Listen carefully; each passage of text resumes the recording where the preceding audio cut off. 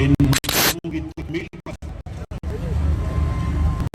Jail में अपने भाई शहबाज शरीफ को शाबाश देता हूं, दिल की गहराइयों से शाबाश देता हूं कि उसने जाती तौर पर अपनी निगरानी में ये सारे काम मुकम्मल किए। लाहौर के मेरे भाई और बहनों, पूरी कौम जान चुकी है और आपको भी पता है कि 2018 के इंतखाबात में किस तरह हमारी तारीख की सबसे बड़ी धांधली की गई।